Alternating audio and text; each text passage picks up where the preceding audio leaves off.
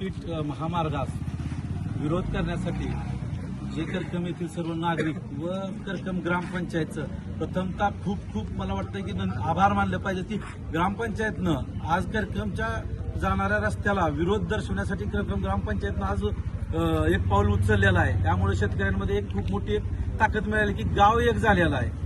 इथून पुढच्या काळात करकम ग्रामपंचायत करकममधील सर्व ग्रामस्थ अशाच प्रकारे शक्तीपीठाला विरोध करण्यासाठी जर रस्त्यावर उतरले तर जो येणारा शक्तीपीठ महामार्ग आहे त्याला रोखण्यासाठी एक ताकद म्हणून शेतकऱ्यांना मिळेल।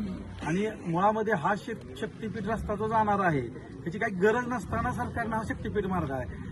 आज तुम्ही बघितलं तर राज्यातल्या रस्त्यांना निधी नाही, राज्यातले रस्ते तसेच आहेत आणि शक्तीपीठ महामार्ग काही गरज नसताना करकम सगळ्या परिसरात चाललेला आहे। सगळीकडून त्याला प्रचंड विरोध आहे।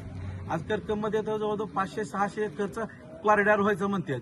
पहिल्यांदा म्हणतो ते शक्तीपीठ जायचा, पण काल ज्यावेळेस मोजणीला लोक आली बरीचशा लोकांना पहिल्यांदा काय म्हणतो याला आपल्या इथून जात नाही काय, पण आता असं झालंय की कुणीकडच्या कुणीकडे नकाशे गेले ते, त्यामुळे सगळी लोक खडबडून जागे झाले आहेत। जे शेतकरी लढतात त्याच्याबरोबर भरी माझी जमीन जात नसेल त्यानं सुद्धा का उभा राहायचंय, तर उद्या काही लोक म्हणजे गावाचे 2 तुकडे गावच संपणार आहे, लक्षात घ्या। ह्याच्यामधून लोक अक्षरशः गाव सोडून जायची वेळ येणार बऱ्याच लोकांना। मग रस्ता करून काय करायचंय? गावातली जर लोकांना गाव सोडायची वेळ आली 10-20% लोकांना, तर गावात पिढ्यानपिढ्याची शेती आहे, पिढ्यानपिढ्याचे लोकांचे संबंध हे सगळे संपणार आहेत। म्हणून प्रत्येक माणसानं शक्तीपीठ महामार्गाला मनापासून विरोध करून जे शेतकरी आहेत त्यांच्याबरोबर खंबीरपणे उभं राहिलं पाहिजे।